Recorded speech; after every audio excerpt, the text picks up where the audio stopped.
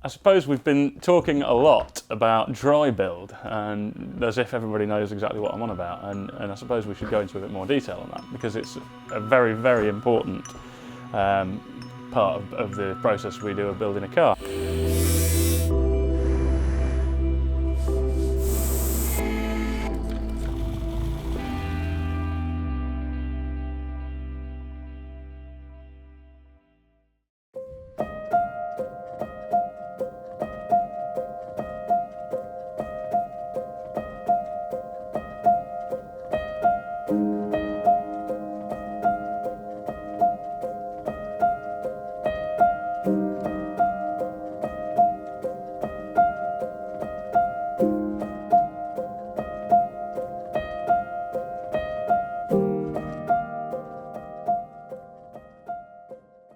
It's been a little bit longer since we did the last episode than normal, because we've been so busy. It's just been ridiculous. We've got like 4 cars reaching completion, we've had shows, and we've had people on holiday.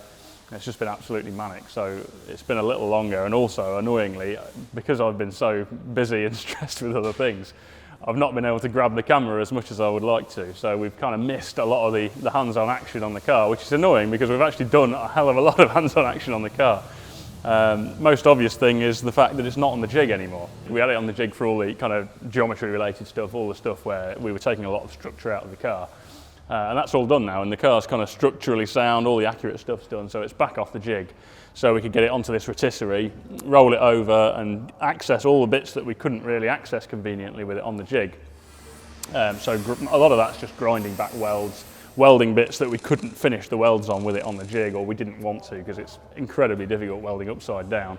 Well, I'm sure all these like pipeline welders will laugh at me and say, "Oh, it's easy," but it's a pain welding upside down. So we can get it back on now and finish all the welds we couldn't get to with it on the jig. Tipping it over.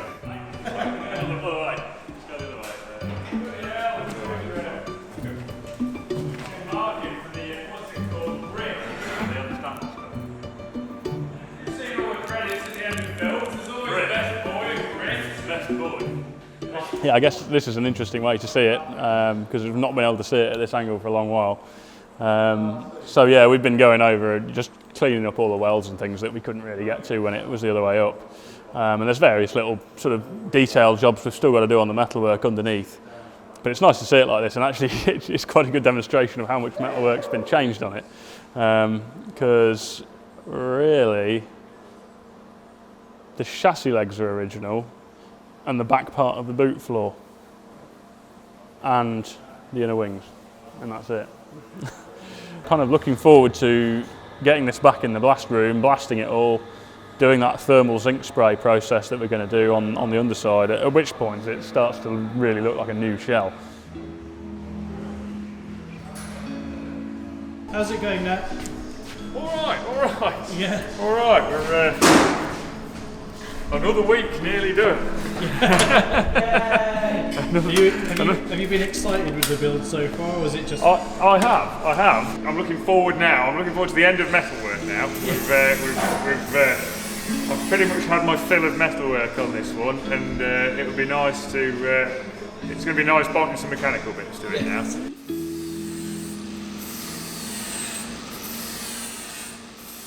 So all the major changes we've done are all back here, but I will just mention the dash, because we were talking about this last time. We've done the kind of main part of the dash, and the other thing we've done since then is the actual instrument binnacle. We didn't want to use the original one for a number of reasons. I mean, we're going to use different instruments and warning lights, and by the time you've cut all of that bit out to do anything with that, there's barely any point using any of the original. And also we were lowering the position of it because he's got such a lower steering wheel position. He's a pretty tall guy. With the instruments in the original position, the wheel would have completely obscured him. So the plan has always been to drop those instruments slightly. So it just made sense to fabricate an instrument binnacle in steel. So we've kind of done the lower sort of transitional piece as part of it, and the actual panel that the instruments mount into. And then the top part's just got a return lip, because we'll be making a moulded soft pad for the top here, similar to the original, just different shape to match what we've got. That'll come along and that'll come over the top of here, and just meet up with that edge piece there, and then this steel at the bottom will carry on the line that we end that at here. The sort of details we've done on this, that the angle was something we paid attention to, so that angle and that angle both match perfectly, and they're both designed to be pointing straight towards the driver's eyes. And then the actual back of this, we've done sort of clearance holes for where the LEDs are going to go. There's going to be a series of warning lights, 3 there, 1 there, 1 there, 1 there. That's for the back of the LEDs to pass through. There'll be a trim panel on here in anodised aluminium, which is what's going to have the sort of engraved lettering to say what the LEDs do. But then the actual instrument holes, we've made these the same size as the instrument, so that we can use the instrument through the bezel panel, through that back panel, and then use the actual mounting bracket of the instrument to hold the fascia panel in. And we've done the same with this. These holes are actually the exact size for the gauges, so that when we've made the anodised aluminium panel, rather than having it bolted on with any visible fixings, we can actually use the instrument retainers to sandwich both panels together, so there's no visible fixings. So that's the plan there, which pretty much completes all of that.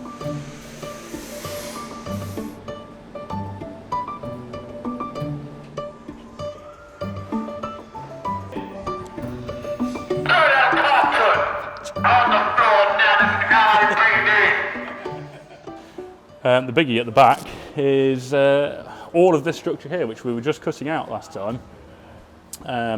So kind of starting with the structural tube, we've put a tube across here, and that was planned sort of when we were talking about the design, the interior design and the structure of the car, for a number of reasons. A, it gives us a nice stiff sort of cross brace on the car there on the shell, which stiffens up the shell at the back there. Also gives us a really nice curved transition between the parcel shelf and the bulkhead, and just a neat way of doing that. And thirdly, gives us mounting points for the harnesses, because we talked before about him likely to have normal seat belts on, but wanting the provision for harnesses. So we've done 3 points here, so we've even got double options there. We can either have the shoulder straps mounted on separate points, or we can have both going to a single point dependent on preference, and these will just have blanking plugs in them when they're not in use. And the trim panel that will go around here will mean that they're completely out of sight anyway. There'll just be a hole, so they sit just slightly less than flush with the hole. We've obviously made all of these panels, the parcel shelf with the separate panel on both sides there, the bulkhead panel with the little infill each side, which ties it up to the inner arch tub, which I think we were just making last time. I can't remember whether we'd done those or not. So these tubs have been made to allow us a good amount of clearance on the inside of the wheel. The central panel there, we've just done a slight sort of folded cross into it, just to stop it drumming. And it's the same reason really on the parcel shelf. Those beads that we've rolled into there, just stiffen the panel up and stop it resonating so much over bumps, stop it vibrating, and just stiffen the whole lot up. This one here, we didn't want to do the beads because we still wanted to leave open the opportunity of trimming straight onto that rather than having a separate panel on there. And we thought actually if we just did that, we've still got the option of literally upholstering straight onto there without having the sort of lines of the beads showing through. I think we were just welding this in last time, so that's done. And then the only other change that's visible from here is this section we've made here, because we were planning the exhaust routing and noted that we were going to need a bit more clearance, basically where the exhaust comes up to kick over the rear subframe assembly. So we've done an enlarged sort of area of floor pan there to give us some exhaust clearance. The other thing you can see is these access hatches which go down into the access the top of the turret, so we can get to the fixings that hold the top mounts in for the rear struts, and also the damping adjuster knobs are going to be on top of the struts. So those hatches will allow you to access the damper adjuster knobs, and then we're going to make some little top caps that go over there basically and bolt on, so that just then becomes a flat shelf, but you can remove the caps to adjust the dampers or remove the struts. So that's most of what you can see from here, and then if we just nip round and have a look in the boot, you'll be able to see that metalwork from the other side.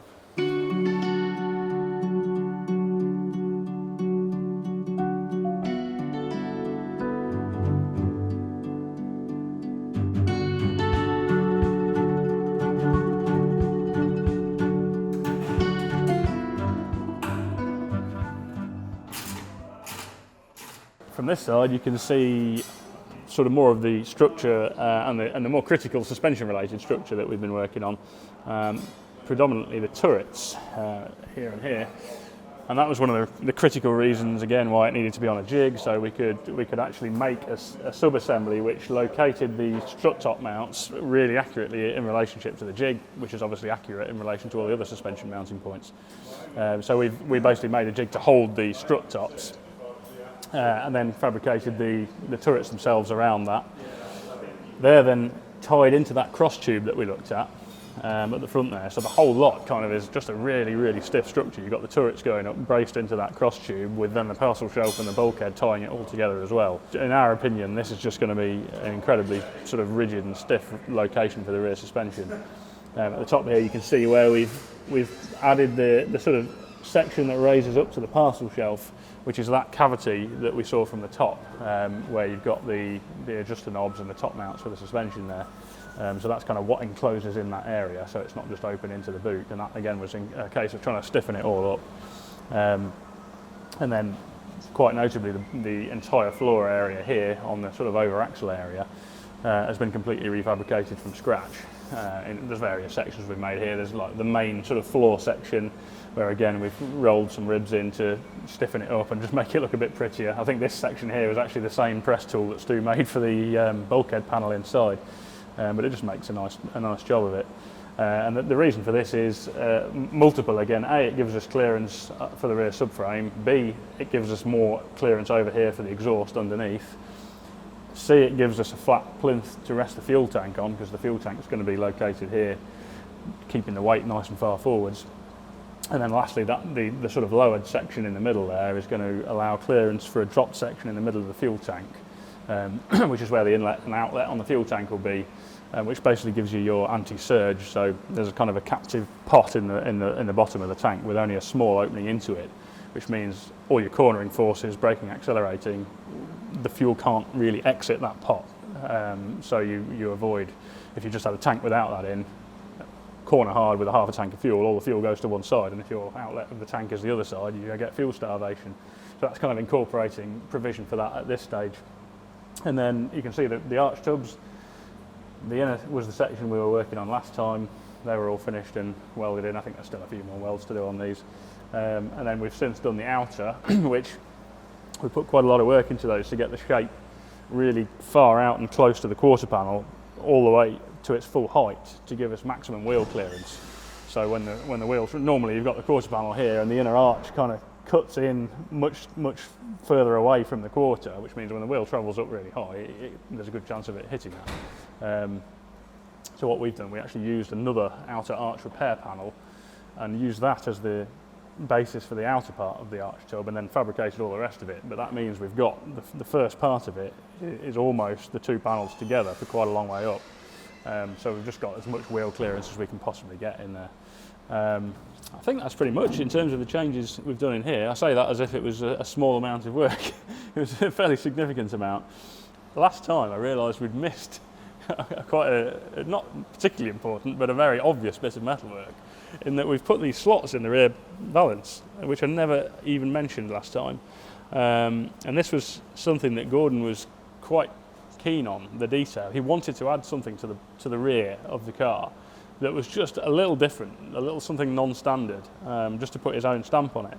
And we did various drawings and ended up with almost totally standard lights, standard bumper, exhaust on this side because that was going to be the convenient way of routing it because of the side the manifold is, but then putting these slots in, and then we're going to do, there's like a shape in the pressing of the back panel here which almost is like a diffuser shape. We're going to paint that black, that section, which will sort of narrow the back of the car visually, which is kind of what he was wanted. He wanted to sort of make it look a little wider and lower. But kind of leading on from that, we're going to be fitting the bumpers because we've changed so much metalwork on the car. We're at that stage now where we really need to bolt things on, the lights, the bumpers, because the chances of these holes and mounting parts being in exactly the right place on the pattern panels is often remarkably slim. So I'm currently in the process of ordering a vast amount of parts to actually initially build onto the car while it's bare metal, just to make sure all the mounting holes and things are in the right place and everything fits. So we could probably go through and have a quick look at all the parts that I'm ordering now and the kind of job list I've formulated for the dry build, so you get a bit more of an insight into that.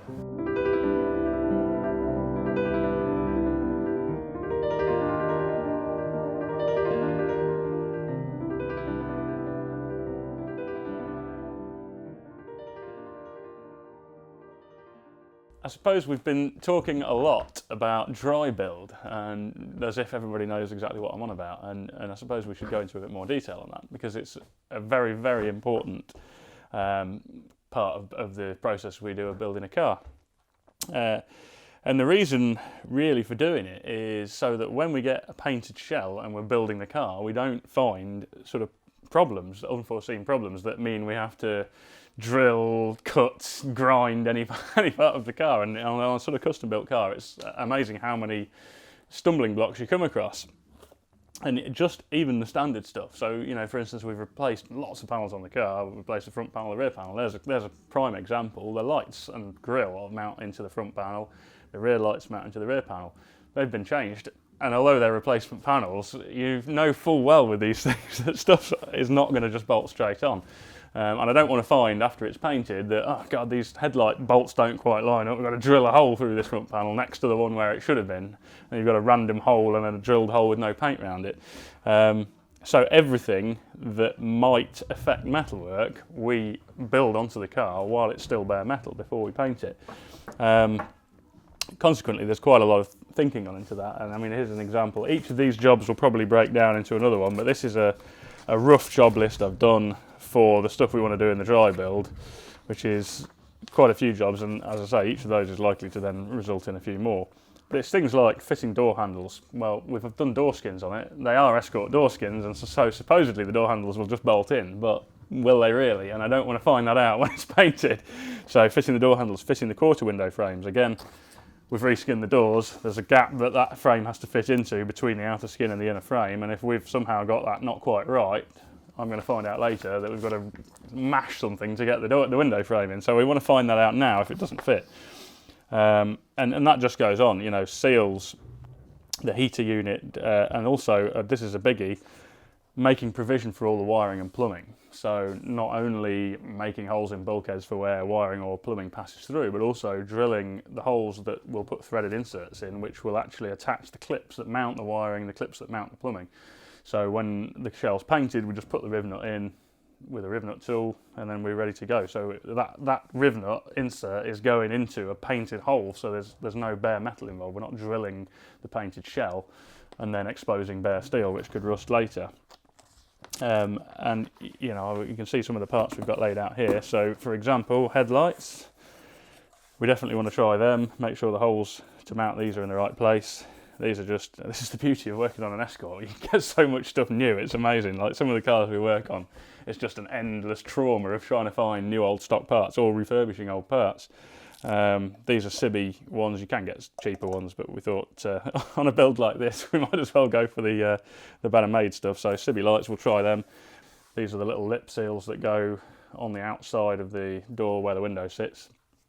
Again, you can buy these brand new, even though they're a specifically moulded seal for the Mark 1 Escort, not just a universal section.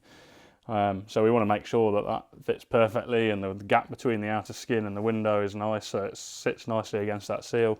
Window seals, front and rear windscreen seals. I'm hoping the front and rear windows will fit. If they don't, we've done something majorly wrong, but it's always worth trying these things just to be on the safe side. The bumpers we've got, and we've got all new mounting hardware. These are Harrington stainless steel bumpers. Kind of decided, seeing as they were an off-the-shelf stainless item, made sense because you haven't got any of that worry of chipping the chrome or the chrome flaking and starting to corrode. Or usually what happens on the chrome ones is the back's not been finished as nicely as the front, and you end up with them rusting through from the back.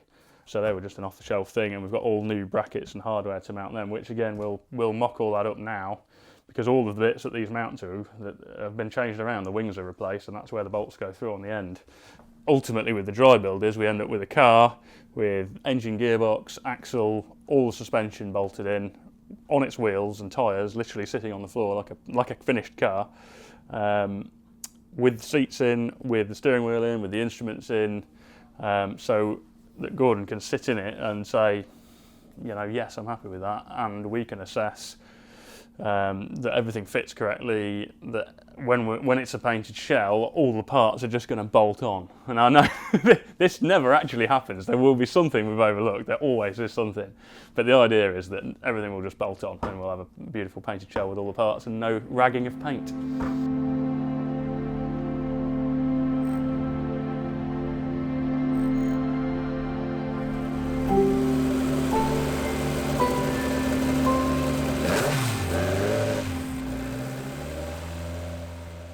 it's easy to overlook certain things. You think you've ordered all the parts, and then you go to fit something and realise, oh yeah, we need a certain screw for this or a certain clip for this.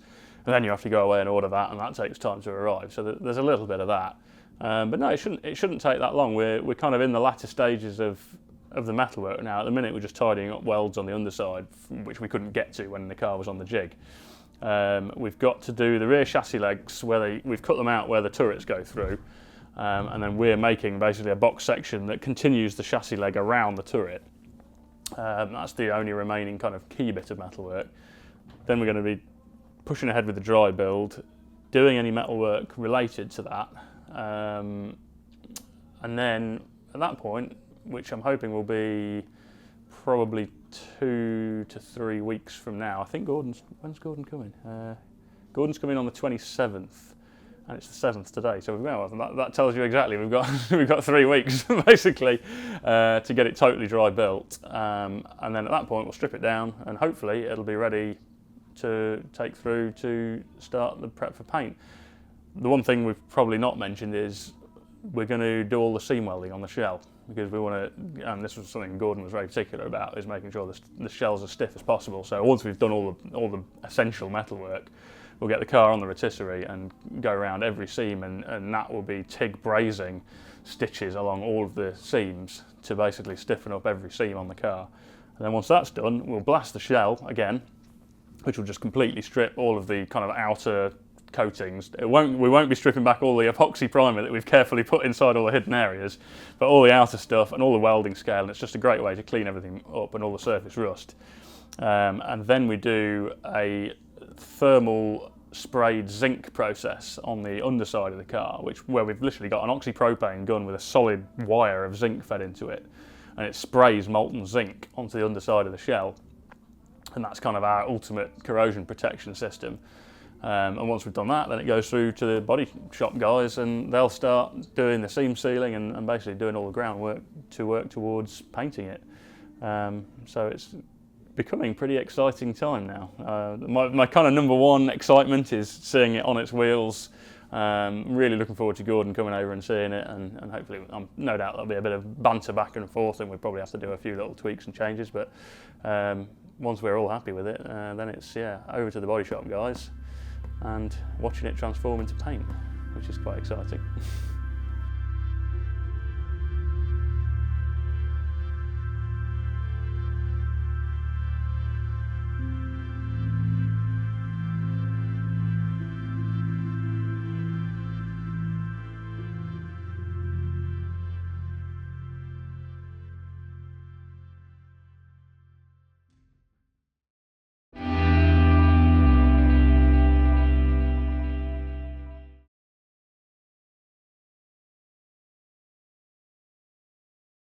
How's things then? All right.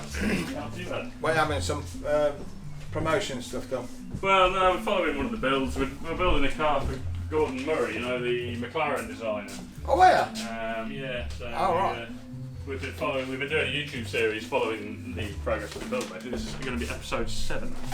I supply the paint. Yes, that's it. MRP supplies the paint. We'll probably use that. Who was down at Rugby there a couple of years ago building a Mini. Ed Sheeran.